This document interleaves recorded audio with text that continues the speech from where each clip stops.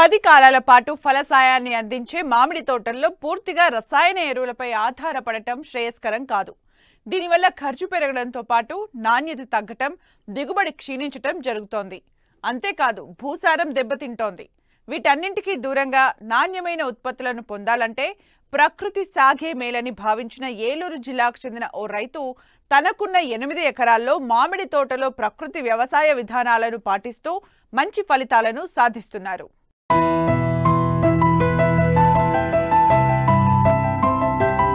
రసాయనిక ఎరువులు ఉపయోగించి పండించిన పంటల్లో విష పదార్థాల అవశేషాలు ఉంటున్నాయి. వాటిని ఆహారంగా తీసుకున్న ప్రజలు జబ్బుల పాలవుతున్నారు. ఈ పరిస్థితి నుండి తమ ఆరోగ్యం కాపాడుకునేందుకు రసాయనాలు లేని పంటలు పండించాలనుకున్నారు ఏలూరు జిల్లా ఆగిరిపల్లి మండలం పోర్టు గుడివాడ గ్రామానికి చెందిన రైతు జయప్రకాష్. తనకున్న 8 ఎకరాల మామిడి తోటలో బంగినపల్లి, చిన్న రసాలు, పెద్ద రసాలు, సువర్ణరేఖ, హిమాయత్, కేసరి లాంటి పలు రకాల మామిడి మొక్కలు ఉన్నాయి. అయితే వాటికి పూర్తిగా ప్రకృతి విధానంలో ఎరువులు అందిస్తున్నారు. చీడపీడలకు పలు రకాల కషాయాలను తయారు చేసి పిచికారీ చేస్తున్నారు. దిగుబడి తగ్గినా నాణ్యతతో కూడుకుని ఉండడంతో నేరుగా వినియోగదారులే అధిక ధర చెల్లించి కొనుగోలు చేస్తున్నారు. ఈ ప్రకృతి వ్యవసాయంలోకి మారిన తర్వాత మాకు కాయ ఎక్కువ రోజులు నిలబడటం, ఇలాంటి ఏదైనా వచ్చినా కానీ, అంటే ఫ్లడ్స్ కానీ ఏమైనా వచ్చినా కానీ కాయ తొందరగా రాలకుండా ఉండటం, ఇలాంటి ఉపయోగాలు ఉన్నాయి మనకైతే. అండ్ మోరోవర్ మేమేం వాడతాము అంటే ఆవు పేడ, గోమూత్రం మెయిన్. మేము వీటినే నాటు ఆవులని నుంచి తీసుకొచ్చే ఆవు పేడ, గోమూత్రమే వాడటం జరుగుతుందండి. మేము వచ్చేసి మొత్తం ఒక 8 ఎకరాల్లో చేస్తామండి. ఇప్పుడు దీన్నే రేపు ఇజ్రాయెల్ టెక్నాలజీ వాడి ఇంకా పెంచాలని చూస్తున్నాం అండి. మామిడిలో వచ్చేసి హిమాయత్, పెద్ద రసం, చిన్న రసం, చెరుకు రసం, బంగినపల్లి, కేసరి, పునాస్ మామిడి, ఆల్మోస్ట్ అన్ని రకాల మామిడి మన దగ్గర ఉన్నాయండి. మామిడి వరకే ప్రజెంట్ మనం చేస్తున్నాము. ఇంకా ఫ్యూచర్లో ఇంకా అన్ని రకాలలో దిగాలి అనేది మా ఒక లక్షణం. జిగురట్లు పెట్టడం వల్ల మనకి ఏ రకమైన పురుగు ఉంది ఏంటి అనేది మనం దాని నుంచి ఐడెంటిఫై చేసి దానికి తగ్గట్టుగా మనం ట్రీట్మెంట్ చేయొచ్చు చెట్టుకి. మామిడి రైతుకి శత్రువు లాంటిది ఏంటంటే మన ఫ్రూట్ ఫ్లై అండి. ఆ ఫ్రూట్ ఫ్లైని అరికట్టడం కోసం చాలా ప్రయత్నాలు చేశాను. నేను అన్నీ కొన్నాను, ఏది కూడా మాకు దాని రిజల్ట్ రాలేదు. ఫార్మర్స్తో మాట్లాడి కలిస్తే ఒక ఫార్మర్ నాకు సజెస్ట్ చేశారు. ఆయన ఓన్ మ్యానుఫ్యాక్చరింగ్ ఓన్గా చేసుకుంటూ ఉండేవాళ్ళు. లిక్విడ్ తెచ్చుకొని ఆ లిక్విడ్ చేసుకొని బాటిల్స్ చేసుకుంటూ ఉండేవాళ్ళు. ఆ బాటిల్ మేము కూడా ఓన్గా చేసుకోవడం స్టార్ట్ చేసాం. అది ఒక 50 రూపీస్ అలా పడుతూ ఉంటుంది మాకు. అండర్ 50 రూపీస్ అలా పడుతుంది. కానీ the best results 45 days 60 days 2 months వరకు మంచి వర్క్ చేస్తుంది. పుల్లటి మజ్జిగ కొడతాము, దస్పర్నిక్ కషాయం కొడతాము, ఎమినో యాసిడ్ కొడతా ఉంటాము, ఫిష్ ఎమినో యాసిడ్ కొడతా ఉంటాము బలం కోసం. చెట్టు యొక్క అవసరం బట్టి దానికి ఏం కావాలో దాన్ని కొడతా ఉంటామండి, చేస్తూ ఉంటాం. ప్రకృతి వ్యవసాయంలో ఖర్చులు తక్కువ, మార్కెట్పై ఆధారపడే అవసరం దాదాపుగా ఉండదు. నష్ట భయం లేని ఈ వ్యవసాయంతో మంచి ఫలితాలను పొందుతున్నారు రైతు. ప్రకృతి విభాగం అధికారుల సలహాలు, సూచనలతో పంటల సాగులో ముందడుగు వేస్తున్నారు. మాకేంటంటే మేము కెమికల్ వ్యవసాయం చేసామండి గతంలో. అవి ఒకేసారి కోయటం, అవి చేయటం, అలా లాస్ అవ్వటం, ఆ టన్ను 5,000, 10,000, 7,000 అని అలా అమ్మటం అలా జరిగాయి. ఇది కాదని మా పిల్లలు మనకు ప్రకృతి వ్యవసాయంగా రేట్లు వస్తున్నాయి అని చెప్తే సరే అని మా వాళ్ళు ఇలా సేల్ చేయటం మొదలుపెట్టాం. మేము ఓన్గా ఆర్గానిక్ ఫార్మింగ్ సేల్ కూడా మాదే, జేపీ ఆర్గానిక్. ఇక ఈ మామిడి, జామ ఇవన్నీ వాళ్ళు కొనుక్కెళ్ళారండి. వాళ్ళే వెహికల్స్ వేసుకొచ్చుకొని ఇక్కడ కొనుక్కొని వెళ్ళిన రోజులు కూడా ఉన్నాయి. అప్పుడు మేము ఇది రూపాయి ఎక్కువ వస్తుంది, దాంట్లోనేమో రేట్లు తగ్గినాయి అని అప్పుడు దీన్ని ప్రిఫర్ చేయటం అయింది. ఇప్పుడు ఎప్పుడు తయారైన కాయ అప్పుడు కోయటం, అలా చేసుకోవడం వల్ల చెట్టు బాగుంటుంది, దిగుబడి వస్తుంది, డబ్బులు ఎక్కువ వస్తున్నాయి. మాకు సేల్ మార్కెటింగ్ కూడా బాగుంది. కస్టమర్లు పచ్చి అవి నవధాన్యాలు అనేవి వేసి అవి చిమ్మటం, మనం జూన్లో అలాగ వర్షాలు పడినప్పుడు దాన్ని మనం కలవదున్నటం, దానివల్ల బలం వస్తుంది ఒకటి. రెండోది ఏంటంటే మళ్ళీ చెట్టు కన్నా వీక్గా ఉందనుకోండి, ఆవు పేడ, ఆవు పంచకం కలిపి అది చెట్టుకు ఒక 5 లీటర్లు 6 లీటర్లు పోయటం జరుగుతుంది. అది బలం బాగుంది. అలాగే తెగుళ్ళు వచ్చినాయి అనుకోండి, మనం ఇబ్బంది పడుతున్నాం. పురుగు మందులు ఇవన్నీ దానికోసం ఏం చేస్తున్నాం, వీళ్ళని పిలుస్తున్నాం, వీళ్ళు వచ్చి చెప్తున్నారు. ఈ ఫస్ట్ స్టేజ్లో ఇది కొట్టాలంటే అది తయారు చేస్తున్నాం ఇక్కడే. ఏంటంటే కోడిగుడ్లు, నిమ్మకాయ రసం అవి కలిపి చేసి ఆ ద్రావణం నిలవబెట్టి 10 రోజుల తర్వాత దాన్ని పిచికారీ చేయడం జరుగుతుంది. దాంతోపాటు ఇంకా పురుగు ఎక్కువ ఉందనుకోండి, ఉల్లిపాయ, మన నీరు ఉల్లిపాయ ఉంది కదా, ఉల్లిపాయని మిక్సీ బట్టి అలా ఊరబెట్టి 10 రోజుల తర్వాత దాన్ని పిచికారీ. దాంతోపాటు వేప నూనె, ఆముదం, కొబ్బరి నూనె ప్లస్ ఈ కోడిగుడ్లు ఈ మిక్సీ పట్టేసి రెడీ చేసి మళ్ళీ స్ప్రే చేస్తామండి. దానివల్ల ఈ పురుగు అంతా నశింపు జరుగుతుంది. ఇక్కడ హనుమయ్య గారు అనే రైతు మనం ఈ పొలంలో ఈ 8 ఎకరాల్లో మనం మామిడి తోటలో అనేది చేపిస్తున్నామండి. దీనికి ముందు నుంచి కూడా ప్రకృతి వ్యవసాయ పద్ధతులన్నీ పూర్తిగా ప్రకృతి వ్యవసాయంలోనే ఈ తోటను అనేది వీళ్ళు సాగు చేయటం జరుగుతుంది. పిఎండిఎస్ అని, ఘనజీవామృతం అని, జీవామృతం అని ఇలాంటి అన్ని పద్ధతులు కూడా వీళ్ళు పాటిస్తున్నారు. మరియు ఈ పూత ముందు వస్తానికి కానీ పురుగు నివారణకు కానీ ప్రతి ఒక్కటి జిగురాట్లు పెట్టడం కానీ, లేదంటే లింగాకర్షణ పొట్టు పెట్టుకోవటం కానీ, వేప నూనె ద్రావణం వాడతాను కానీ, గోకృపామృతం కానీ, కోడిగుడ్డు నిమ్మరస ద్రావణాలు కానీ, మిగతా కషాయాలు ఏ అయితే ఉన్నాయో అగ్న్యాస్త్రము ఇలాంటి కషాయాలు కూడా వాళ్ళు వాడుతూ పూర్తిగా ప్రకృతి వ్యవసాయంలోనే దీన్ని సాగు చేయటం అనేది జరుగుతుందండి. ఇలా పండించినటువంటి పంటనే పూర్తిగా డిఫరెంట్గా వీళ్ళు మార్కెటింగ్ కూడా బాగా బయటికి ఎక్స్పోర్ట్ చేస్తున్నారు. ఆ విధానం వలన వీళ్ళకి ఏంటంటే మంచి గిట్టుబాటు ధర కూడా రావటం జరుగుతుంది. అందువలన వీళ్ళు పూర్తిగా మొత్తం కూడా దీంట్లోనే సాగు చేయడం అనేది జరిగిందండి.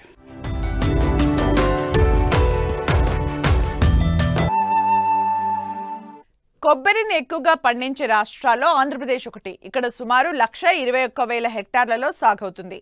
విస్తీర్ణంలో కేరళ, తమిళనాడు, కర్ణాటక రాష్ట్రాల తర్వాత 4వ స్థానంలో ఉంది ఏపీ. ఉత్పాదకతలో మొదటి స్థానంలో ఉంది. సగానికి పైగా విస్తీర్ణం ఉభయ గోదావరి జిల్లాల్లోనే సాగవుతుంది. మిగిలిన విస్తీర్ణం ఉత్తర కోస్తా, కృష్ణా, గుంటూరు, చిత్తూరు జిల్లాల సముద్ర తీర ప్రాంతాలకే పరిమితంగా ఉన్న కొబ్బరి పంట ఇటీవల కాలంలో నీటి వసతి గల ఇతర జిల్లాల్లోని మెట్ట ప్రాంతాల్లో కూడా విస్తరిస్తుంది. అయితే ఇటీవల పురుగుల ఉధృతితో దిగుబడి నాణ్యత కోల్పోయి నష్టాలను చవిచూస్తున్నారు రైతులు. కొబ్బరి తోటలను ఆశించే పురుగులు, వాటి నివారణ గురించి ఇప్పుడు తెలుసుకుందాం.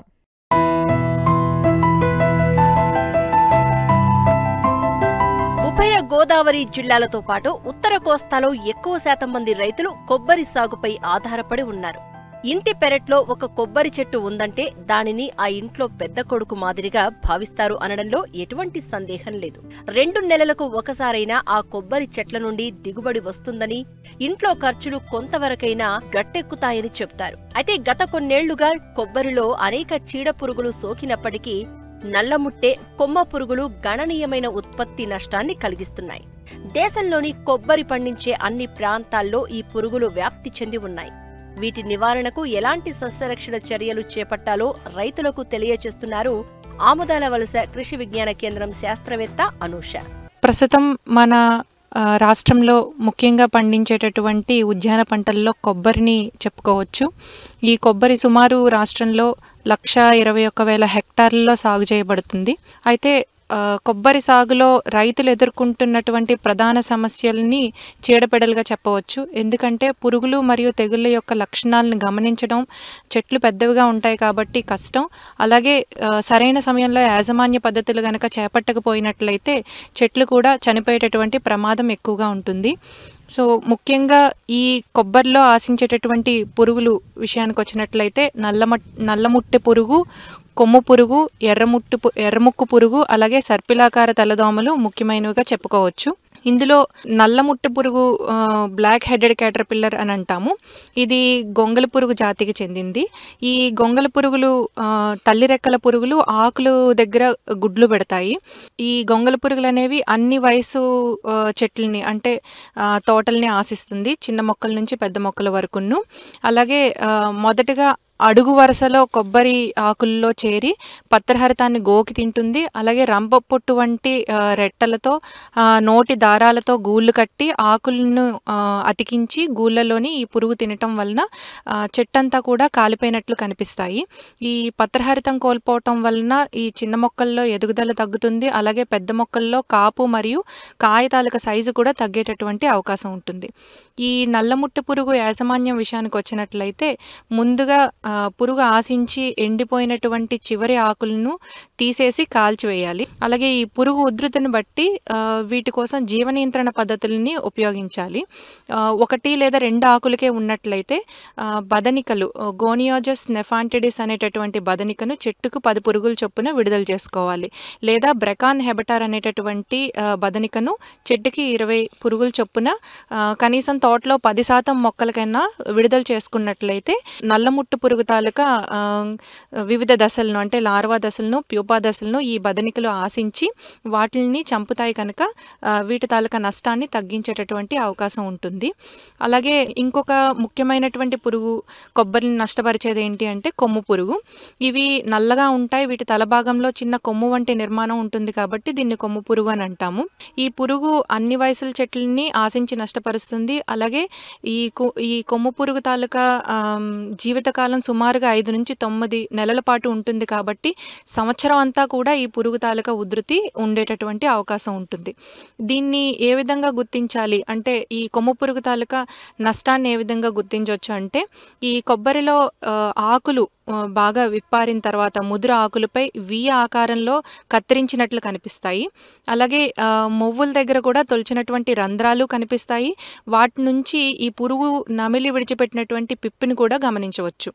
ఈ సుమారుగా 4 నుంచి 5 సంవత్సరాలు వయసు ఉన్నటువంటి మొక్క తోటల్లో ఈ కొమ్ము పురుగు తాలూకు ఉధృతి ఎక్కువగా గమనించవచ్చు. యాజమాన్య పద్ధతుల విషయానికి వచ్చినట్లయితే దీనికోసం సమగ్ర యాజమాన్య పద్ధతులనే అవలంబించాలి. చెట్ల మొదల్లో కూడా అంటే మొక్కల మొదల్లో ఆకుల్లోని క్లోరాంట్రినిప్రోల్ అనేటటువంటి గుళికలు 4G గుళికలు ఇవి 5 గ్రాములు లేదా 10 గ్రాముల చొప్పున పాలిథీన్ సంచుల్లోని లేదా గుడ్డ సంచుల్లోని పాలిథీన్ సంచులు అయితే వాటికి చిన్న చిన్న కన్నాలు చేసి ఒక చెట్టుకి కనీసం 4 ప్యాకెట్ల చొప్పున పెట్టుకున్నట్లయితే మనకి ఈ వాసనలకు ఈ పురుగు రావటం ఆశించటం అనేది తగ్గుతుంది.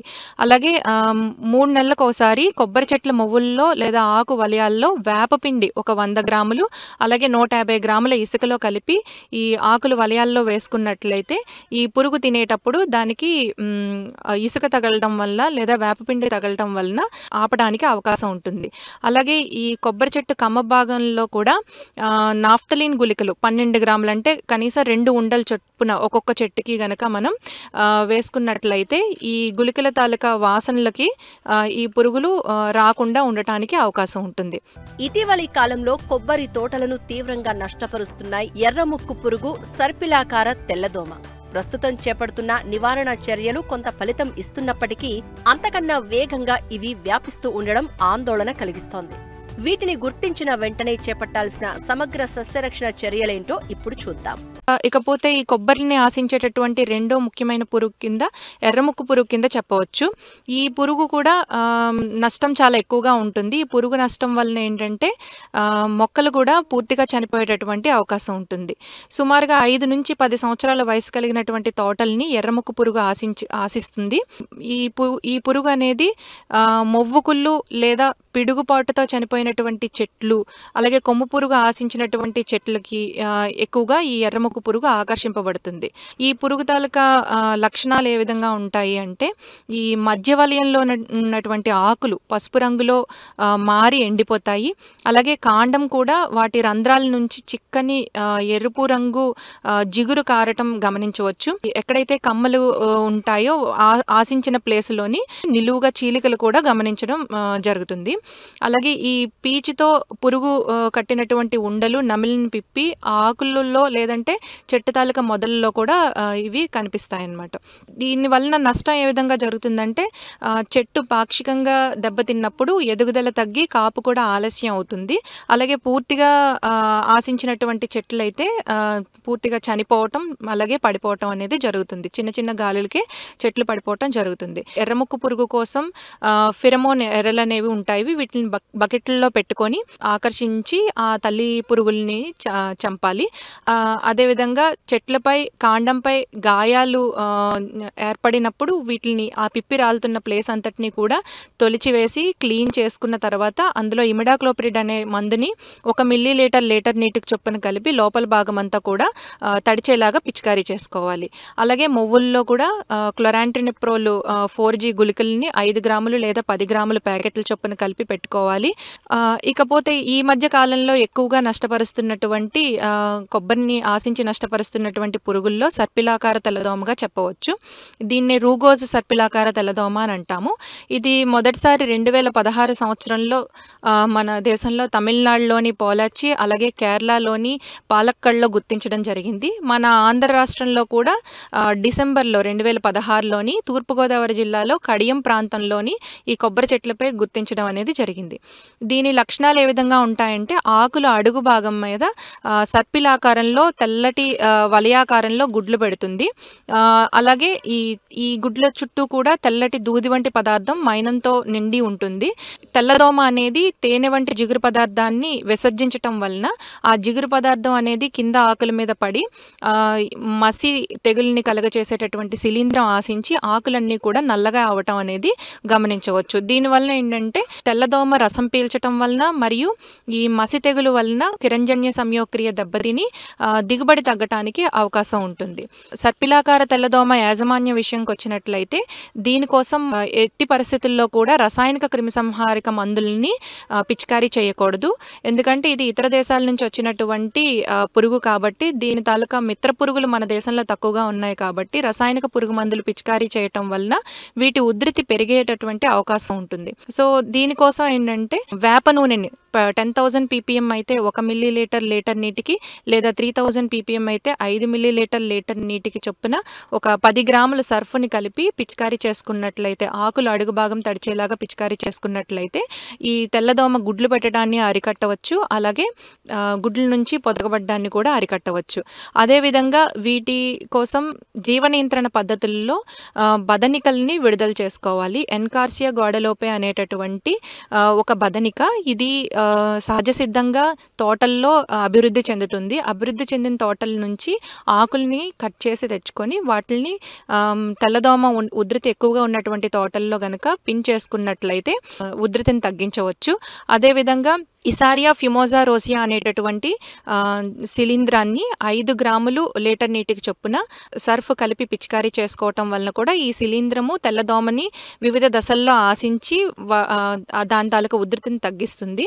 అదేవిధంగా ఎపర్టోక్రైసా అనేటటువంటి ఒక పరాన్న బుక్తి దీని తాలూకా గుడ్లను కూడా తోటల్లో విడుదల చేసుకోవటం వలన ఈ పరాన్న బుక్తి అనేది తెల్లదోమ యొక్క వివిధ దశలను అంటే గుడ్లను అలాగే పిల్ల పురుగులు మరియు తల్లి పురుగులను కూడా తిని చంపుతుంది. కాబట్టి జీవ నియంత్రణ పద్ధతుల ద్వారా మాత్రమే ఈ సర్పిలాకార తెల్లదోమని తాలూకా ఉధృతిని అదుపులో ఉంచవచ్చు. ఈ విధంగా రైతులు సరైన సమయంలో ఈ పురుగుల తాలూకా లక్షణాలను గుర్తించి వాటికి సరైనటువంటి యాజమాన్య పద్ధతులు చేపట్టడం వలన మొక్కల్ని చనిపోకుండా అలాగే దిగుబడిని కూడా పెంచుకునేటటువంటి అవకాశం ఉంటుంది.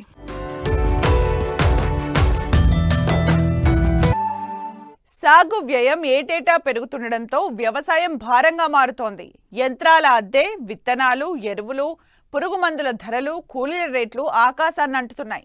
గతేడాదితో పోల్చితే ఈ ఏడాది ఎకరా వరి సాగుకు 2-3 వేల వరకు అదనంగా వెచ్చించాల్సి వస్తోందని అనంతపురం జిల్లా అన్నదాతలు ఆవేదన వ్యక్తం చేస్తున్నారు.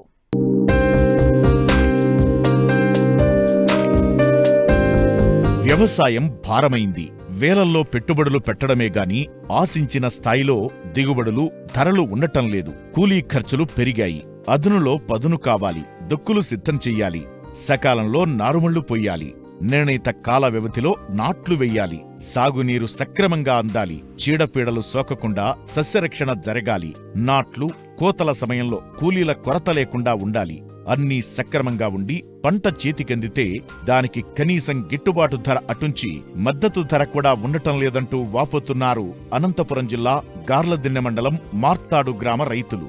అన్ని ధరల పెరుగుదలతో కౌలు రైతుల పరిస్థితి మరింత దయనీయంగా మారింది. కౌలు, ఇతర పెట్టుబడి ఖర్చులు పోను మిగిలేది అరకొరేనని వారు పేర్కొంటున్నారు. మాకు పైరు పెట్టుకున్నాం సార్, ఏం లాభాలైతే ఏం రావు, నష్టాలేను. నేను ఊరిమడి ఎన్ని ఎకరాల్లో పెట్టారు? 3 ఎకరాలు భూమి ల్యాండ్ గుత్తకు తీసుకున్నాం సార్ మేము. ఎకరా వచ్చి 10,000. ఇవి వడ్లు వచ్చేసి 15, 16, 17 అట్లా పోతాయి. రేటు బట్టి పోతాయి సార్ వాళ్ళు వచ్చి. ఇవైతేనే పోయేది మాకు. వడ్లు ఎట్లా కొంటారు? ససి మీరే నాడతారా? మేమే కొంటాం సార్. ఓ ప్యాకెట్ వచ్చి 2000, 2500, 25 కేజీలే వచ్చేది. 25 కేజీలు ఎక్కువ రావు. 5 ప్యాకెట్లు కొన్నాం సార్. 3 ఎకరాలు సరిపోతుంది? సరిపోతుంది సార్ 5 ప్యాకెట్లు. ససి నాటకి ఎట్లా వీళ్ళ కూలి వచ్చేసి 5000, 5500 అట్లా ఎకరాకు వచ్చి. ఇప్పుడు పంట ససి నాటినాక ఎన్ని రోజులకి పంట వస్తుంది? ససి నాటినాక వచ్చేసి 3.5 నెలలు అవుతుంది సార్. అంతా నారుతో కూడా 4 నెలల పైరు. 4 నెలలు. ఎట్లా మందులు ఎట్లా కొడతారు మామూలుగా? మందులు 15 రోజులకు ఒకసారి కొడతాం. మామూలుగా పంట కోసేకి అంత దానికి ఎంత అవుతుంది? దానికంతా 15,000, 16,000 అవుతుంది సార్ కోసేకి. మళ్ళీ మీకు 3 ఎకరాలు కాబట్టి ఎంత పెట్టుబడి వచ్చింది? ఆ పంట వస్తే ఆదాయం ఎంత వస్తుంది? పంట ఇప్పుడైతే మాకు వడ్లు రేటు ఉంటే గినా కొంత ఆదాయం ఉంటుంది సార్. 2000 చిల్లర అట్లు ఉంటే గినా. ఇట్లయితే గినా మాకు ఏమీ ఆదాయం ఉండదు. ఇప్పుడు నాటి కోసే వరకు 50,000 పెట్టుబడి వరకు అవుతుంది. 8 లక్షల రూపాయలు అవుతుంది. నాటిన సాటికి 50,000, మళ్ళీ అటు నుంచి అంతా మొత్తం 1 లక్ష రూపాయలు అవుతుంది. మళ్ళీ మిషన్ కూలి, మళ్ళీ కోత కూలి ఒకటి మా దాంట్లోకి సంబంధం పడుతుంది, మళ్ళీ సపరేట్ పడుతుంది. మాకు 3 ఎకరాలకు వచ్చి 70, 80 అట్లయితాయి సార్. మాకైతే ఏం లాభం లేదు. ఈ సంవత్సరం 1.5 లక్ష అప్పు చేసింది సార్ పంట మీదేను.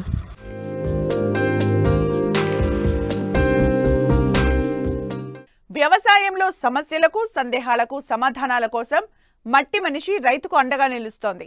మీరు సంప్రదించవలసిన చిరునామా మట్టి మనిషి 10 TV, road number 36, Jubilee hills, Hyderabad 500033. మా ఫోన్ నెంబర్ 04030010110 889718618611.